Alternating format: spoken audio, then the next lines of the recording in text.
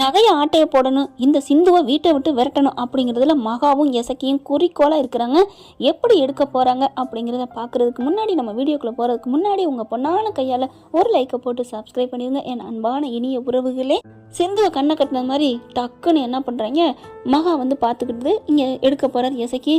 கரெக்டாக பைரவி வருது. ஐயோ பைத்தியக்காரி வராளே, இவன் போயிட்டானே, டே எசக்கி அப்படின்னு கூப்பிட டக்குன்னு ஒடியாந்துடுறான். ஒரு ஜஸ்ட்டில் மிஸ் ஆயிடுது. பைரவி பார்க்குது, என்ன இந்த பக்கத்து போகிறதுக்கு வழி என்ன வேலை இருக்குது அப்படின்ட்டு, சரி ஏதோ வீட்டுக்குள்ள அவன் போகிறான் வரான் அப்படின்ட்டு பைரவி போயிடுது. அடுத்து டே நல்ல வேலைடா, அந்த பிசாசு வந்துருச்சுடா, அந்த பூதத்துலேருந்து இந்த தப்பு என் கட்டில் இது வந்துருச்சு. சரிக்கா நீ குரல் கொடுக்கறது இல்லைக்கா, போக்கா நான் இந்நேரம் மாட்டியிருப்பேன். டேய் அவளாம் வரமாட்டாடா, இருந்தாலும் ஒரு பயம், போக்கா அப்படின்னு சொல்லிட்டு இங்கே பாருக்கா படப்படன்னு வருது அப்படின்னு சொல்ல, சரி விடு பார்த்துக்கலாம், விடு விடு விடு இன்னும் நாள் இருக்குல்ல, வெள்ளிக்கிழமைக்குள்ள எப்படியாவது எடுப்போம் அப்படிங்கிற சிந்து உள்ளார வந்துடுறா. சமைச்சு முடிச்சுட்டு இவ வந்துட்டாளா, அக்கா இவகிட்ட ஏதாவது பேச்சு கூட, ஏண்டா நான் போய் பேசுனா நம்புவாளா அப்படின்னு சொல்ல, அதெல்லாம் நம்புவா, நீ பேசுக்கா, என்னன்றா பேசுறது, நல்லபடியாக பேசு, என்னடே ஏதாவது திட்ட சொல்லு, திட்டுறேன். அவள் மூஞ்ச பார்த்தா திட்டுற கூட வர மாட்டேங்குதுடா, பார்க்க தோண மாட்டேங்குதுடா, அப்படிக்கு நான் எப்படா அவகிட்ட போய் நான் பேச முடியும். இதில் இந்த சிவா வேற எப்படித்தான் அந்த மூஞ்செல்லாம் ரசிக்கிறானோ, ஐயோ சகிக்கிறானோ தெரியலை அப்படி சொல்ல, அக்கா காரியம் அவனுக்கா போக்கா போ அப்படின்னு சொல்லி தள்ளி விட்டுட்டு இவன் அங்கிட்டு தூணு பக்கம் போய் நிற்கிறான். பார்க்குது மகா, என் தலை இழுத்துடி, உன்னை விரட்டுறங்கிறக்காண்டி உங்ககிட்டே வந்து பேச வேண்டியதாக இருக்குது அப்படின்ட்டு அப்படியே வர, சிந்து அப்படின்னு சொல்ல அப்படியே சுற்றி முற்றி பார்க்குறாங்க. சிந்து நான் தான்மா கூப்பிட்டேன், நீங்களா ஆச்சரியமா இருக்கு, என்ன போய் நீங்களா கூப்பிட போறீங்க அப்படின்னு சிந்து கேட்குறாங்க. மகா பார்க்குது, உன்னைத்தான் கூப்பிட்டேன், என்ன சமைக்கிற, நல்லா சமைக்கிறியா, சமைச்சிட்டியா, என்ன குழம்பு, என்ன எலி 8 மலை வெட்டியோட போகுதே அப்படின்னு சிந்து பார்க்குது. என்ன பார்க்குற, நான் உங்ககிட்ட பேசுகிறேன்னா நான் என்ன பண்ணுறது, அங்கே சாமி தான் சொல்லிட்டாங்களே, நீ தான் சாமின்னு, இந்த வீட்டுக்கே நீ சாமிங்கிறது புரியாமல் உன்னிட்ட தப்பாகவும் கொஞ்சம் அதிகமாகவும் நடந்துக்கிட்டேன், என்னை மன்னிச்சிரு. நம்பலாமா வேணாமா, இவ்வளோ நம்பக்கூடாது ஏன் அத்தை அப்படின்ட்டு, சரிங்க அத்தை நான் உங்களை மன்னிச்சிட்டேன் அத்தை, நான் யார்த்த உங்களை மன்னிக்கிறதுக்கு அப்படின்னு போக போக நில்லு அப்படிங்கிறாங்க.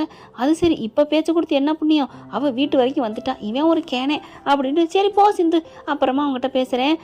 என்ன ஒன்றும் புரியலையே, ஏதோ ஒன்று இருக்குது போல இருக்கே அப்படின்னு வீட்டுக்குள்ளே போயிருதுங்க. சமைச்சதெல்லாம் எடுத்துக்கிட்டு அடுத்த நாளும் பார்க்குறாங்க, என்ன பண்ணுறதுன்னு தெரியல. சரி நம்ம இன்னொரு திட்டுவோம் வாடா அப்படின்னு வெளில போகிறாங்க. அக்கா கோயிலுக்கு போயிட்டு வருவோம்க்கா, அங்கே அந்த ஆள் இருக்கான்னு பார்த்து ஏதாவது காசு கொடுத்து இன்னைக்கு வேறு ஏதாவது சொல்லுவோமா, டேய் அதெல்லாம் ஆஞ்சு போடுவாங்கடா சும்மா இருடா அப்படின்னு சொல்லிட்டு போக, இல்லைக்கா பேசி பார்ப்போம், இது ஏதோ சிந்து பண்ண வேலைன்னு தாக்கா தோணுது, அதெல்லாம் ஒன்றும் நடக்காதுடா, நீ பேசாமல் இருடா பாடா, சாமி கும்பிட வந்துட்டு எதோ பேசிக்கிட்டு அப்படின்னு போகுது.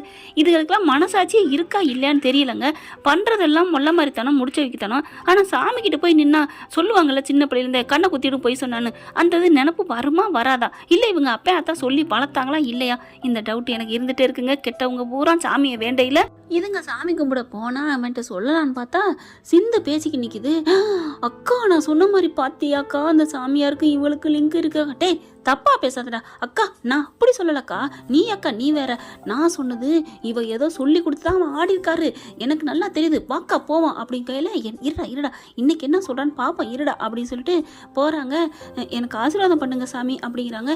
ஏமா தினைக்கும் இங்க வந்து விரதம் இருக்கிற, எதுக்குமா இதெல்லாம், இல்லை நான் அம்மனுக்கு நான் ஏதோ தப்பு பண்ணிட்டேன் அன்னைக்கு, அதுக்காக நான் அதெல்லாம் ஒன்றும் நினைக்காத, அது கடவுளோட வேலை, உனக்கு அந்த வீட்டுக்கு தான் போகணும்னு இருக்கு அப்படின்னு சொல்ல, எனக்கு என்னமோ பயமா இருக்கு. ஏமா பயப்படுற, இல்லை சாமி நீங்கள் நகை என்கிட்ட கொடுத்து ஏதில் பாதுகாப்பாக வைக்க சொல்லியிருக்கீங்க, அதை யாராவது எடுத்துட்டா நான் என்ன சாமி பண்ணுறது, நீ ஏன் அத்தா பயப்படுற, இது அம்மனுக்கு உண்டானது, அம்மன் அன்னைக்கு என்ன சொன்னுச்சுன்னு உங்களுக்குலாம் தெரியுமில்ல, தெரியும் தானே தெரியும், ஆனால் அதெல்லாம் ஒன்றும் நினைக்காத, அது அம்மனோட ஆத்தாவோட நகை, அது யாராவது கை வச்சா அவங்க வம்சமே இல்லாமல் போயிடும். ஐயோ அப்படிலாம் சொல்லாதீங்க, ஏன் உன் புருஷன் உனக்கு வேணும்னு நினைக்கிறியோ, ஆமாம் நீ சொல்கிறது எனக்கு புரியுதுமா, ஒருவேளை உன் வீட்டில் எதிர்ப்பாக இருக்கிறது உன் மாமியார், உன் புருஷனோட அம்மா, அவங்க ஏதாவது எடுத்துட்டா அவங்களோட வம்சம் உன் புருஷன் தானே பார்க்குற. ஆமாம் சாமி, என் மாமியாருக்கோ யாருக்கும் எதுவும் நடக்கக்கூடாது, நான் அந்த வீட்டில் வாழணும்னு தான் ஆசைப்பட்றேன், அந்த வீட்டை அழிச்சு வாழன்னு நினைக்கல, அப்படி ஏதாவது அவங்க தப்பு தண்டை பண்ணியிருந்தாலும் அவங்கள எதுவும் தண்டிச்சிடாதீங்க சாமி அப்படின்னு சொல்ல, நான் என்ன ஆத்தா தண்டிக்கிறது, அன்னைக்கு வந்து அருள் வாக்கு சொன்னதும் அந்த ஆத்தா தான், இன்னைக்கு ஏதாவது தப்பு தண்டை நடந்தாலும் அதுக்கு தண்டனை கொடுக்க போகிறது அந்த ஆத்தா தான், ஆனால் ஆத்தா நகை யாரும் கை வைக்க முடியாது, வச்சாலும் அவங்களே போடுற அளவுக்கு ஆத்தா பண்ணுவாங்க சொல்லுவா. அத்தாளை பற்றி என்ன நினச்சிட்டு இருக்க? அவள் கோவக்கண்ணை திறந்தா அவளுக்கு கோவம் வர்ற மாதிரி ஏதாவது பண்ணாங்க, அவங்கள நான் ஒன்றும் சொல்லலம்மா, நீ கிளம்புமா, நீ நல்லா இருப்ப அப்படின்னு சொல்ல. சரிங்க சாமி அப்படின்னு விபூதியை வாங்கிட்டு கிளம்புறாங்க. அக்கா எனக்கு பயமாக இருக்குக்கா. அதான்டா இதுக்கு ஏதோ திருட்டுத்தனம் பேசுங்கன்னு பார்த்தா இவன் நமக்கு ஃபேவராக பேசிட்டு போகிறா அப்படின்னு சொல்ல. ஆமாடா ஒருவேளை இவன் நல்லவளோ அப்படின்னு சொல்ல. டேய் சும்மா இருடா அப்படிங்கிறாங்க. இல்லைக்கா எனக்கு என்னமோ பாரு நீ நல்லா இருக்கணும்னு நினைக்கிறாள்ல, டேய் அதெல்லாம் பார்க்கக்கூடாது, நமக்கு இந்த காலத்தில் காசு பணம் தாண்டா முக்கியம் பெருசு.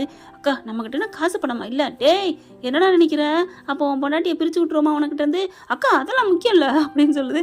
அப்போ பேசாமல் இருடா, இப்போ என்ன பண்ணலாம் அக்கா, நகை எடுக்கவும் பயமாக இருக்குக்கா, நம்ம சாமி கும்பிட்டு இவரை இழுக்கலான்னு பார்த்தா இந்த மனுஷன் நம்ம பேச்சுக்கு வரமாட்டா, நம்ம வேணா போலீஸ் சாமியார் ஒன்று ஏற்பாடு பண்ணுவோமா, அதையும் பார்ப்போம், வா சாமியை கும்பிட்டு பார்ப்போம், வந்ததுக்கு அதையாவது கும்பிட்டு போவோம் அப்படின்னு சாமியை கும்பிட்டு கிளம்புதுங்க.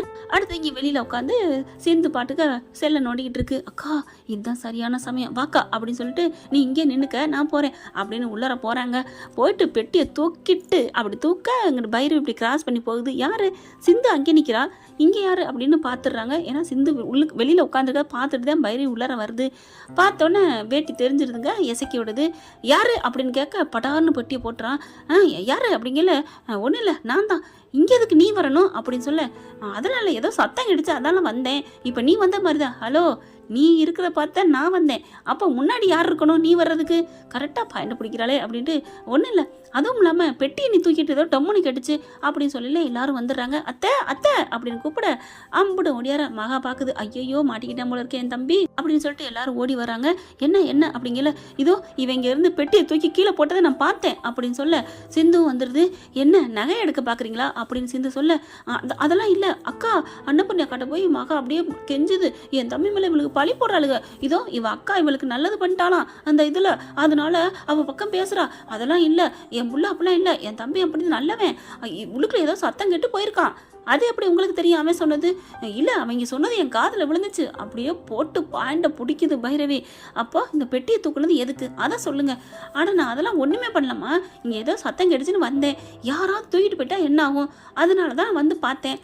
அப்போ பெட்டியை தூக்கிட்டு ஏன் நின்ன? அதை தாம்மா பார்த்தேன். பார்க்குறதும் தூக்கி நிற்கிறதுக்கும் வித்தியாசம் இருக்குது. அட இப்போ என்ன, பெட்டியை தூக்கி கொண்டே பத்திரமா அன்னபூர்ணி அக்காட்ட வீட்டில் வைக்கலான்னு ரூமில் வைக்கலான்னு இருந்தேன், இதில் என்ன இருக்குது அப்படின்னு சொல்ல. நான் வந்து தப்பானலாம் பண்ணலை அப்படின்னு சொல்ல. நீ திருட்டுத்தனமாக பார்த்துட்டு ஏதோ பண்ண எனக்கு தெரியும் அப்படிங்கல. அங்கே வருதுங்க அவன் பொண்டாட்டி. அண்ணி அப்படின்னு சொல்லிட்டு கூப்பிட்டுட்டு அவங்க ஜாடையில் சொல்கிறாங்க, அவர் அப்போல்லாம் பண்ண மாட்டார், இந்த வீடு நல்லா இருக்கணும்னு தான் நினைப்பாரு, நீங்கள் அவர் மேலே பழி போடாதீங்க அப்படின்னு சொல்ல. என்னம்மா இப்படி பேசுகிற? ஆமாம் அவர் அப்பெல்லாம் பண்ண மாட்டார். என்ன நீ காயத்ரி இப்பெல்லாம் பேசுகிற? பைரவி பார்க்குது. என் மேலே உனக்கு நம்பிக்கை இல்லையா? நான் பார்த்தேன், நீங்கள் பார்த்துருக்கலாம், நீங்கள் தப்பான எண்ணத்தோடு பார்த்துருப்பீங்க, அவர் இசைக்கு நல்லவர், அவர் அப்பெல்லாம் பண்ணியிருக்க மாட்டார் அப்படி போடுறா அப்படின்னு. இசைக்கு சந்தோஷம், மகாவுக்கு சந்தோஷம். இது என்னங்க நியாயம், லாஜிக்கே இல்லாமல் இருக்குது. ஒரு மாப்பிள்ளையை கடத்திட்டு போய் தாலி கட்டியிருக்கேன், அவனை இப்போ நல்லவனை கதைக்கு கொண்டாடுறாங்க, ஒன்றும் புரியலை. ஃப்ராடு மேலே ஃப்ராடு பண்ணி அந்த தங்க மேலே சரவணனை என்ன பழி போட்டுச்சு.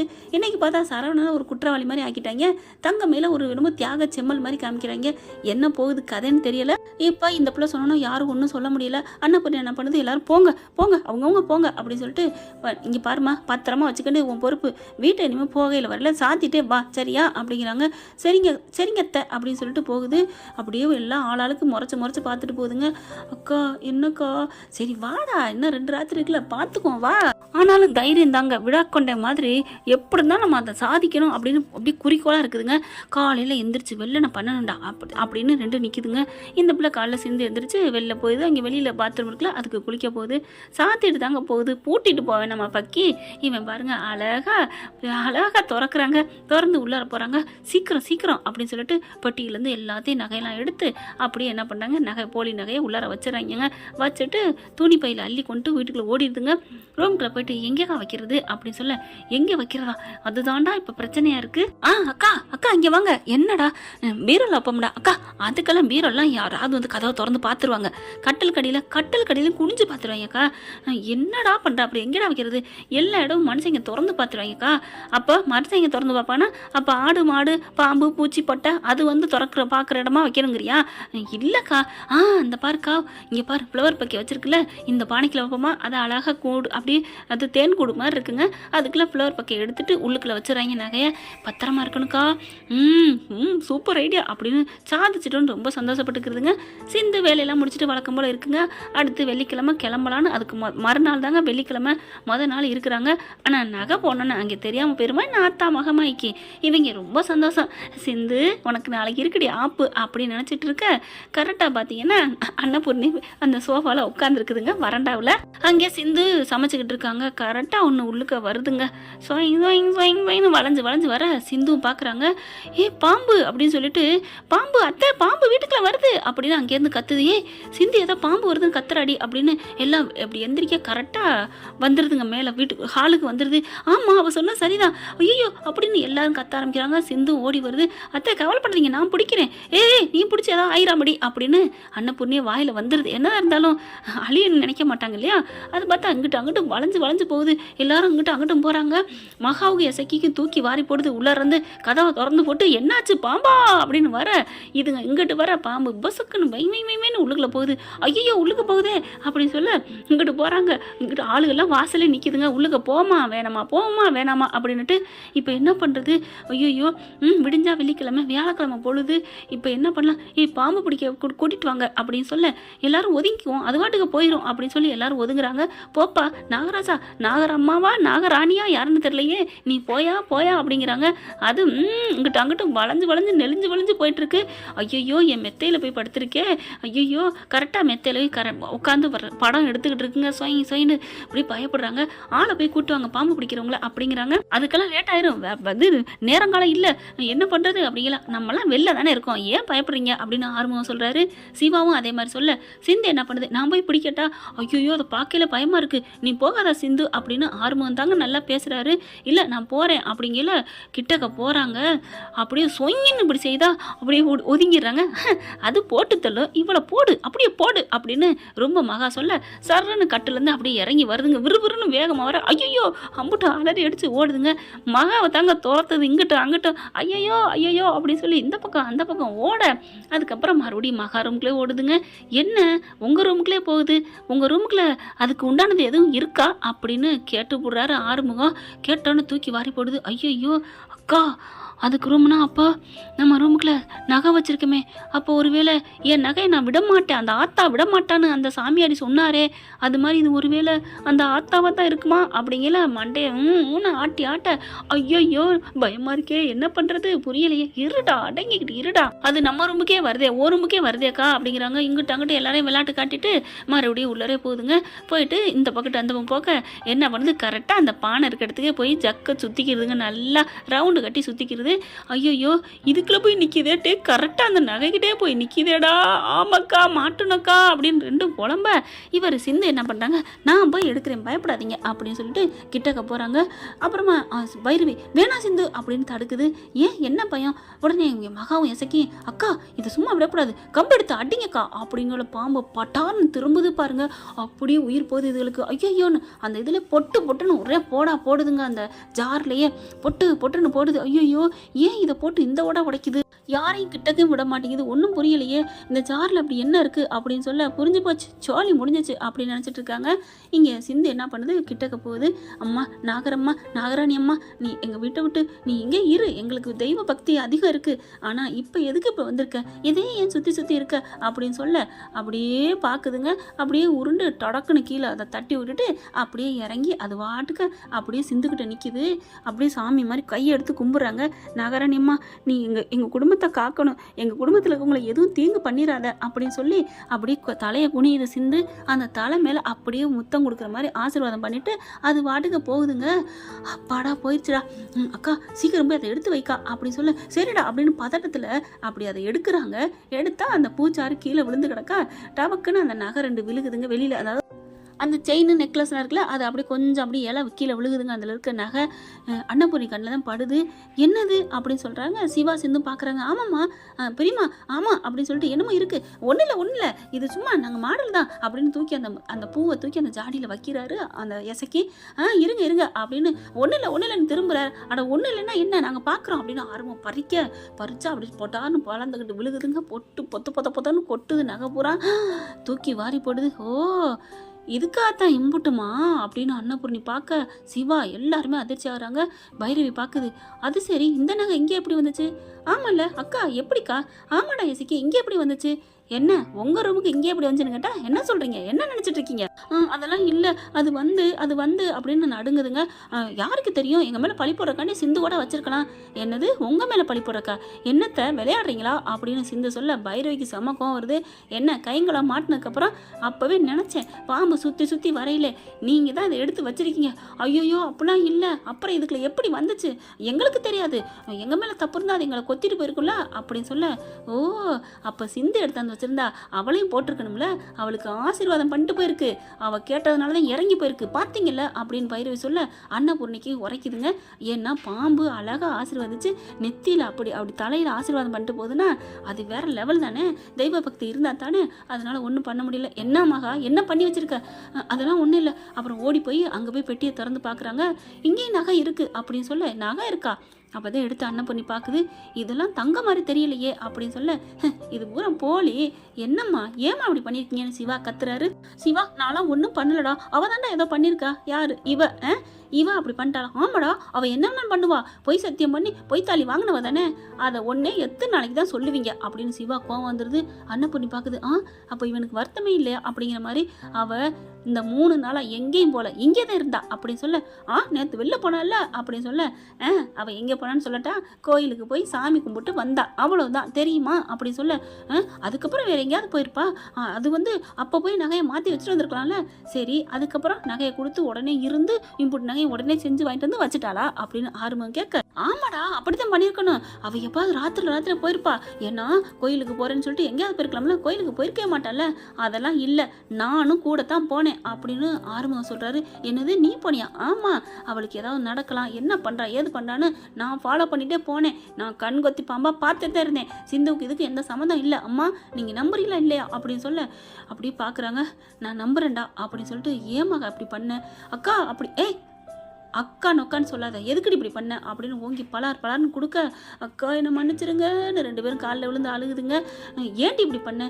அவளை இந்த வீட்டை விட்டு விரட்டணும் தான். நகையை திருடிட்டா அவளை விரட்டி விட்டுருவீங்கல்ல அதுக்காகத்தாக்கா மற்றபடி நகைக்காக பண்ண அழுக ஆரம்பிக்குதுங்க.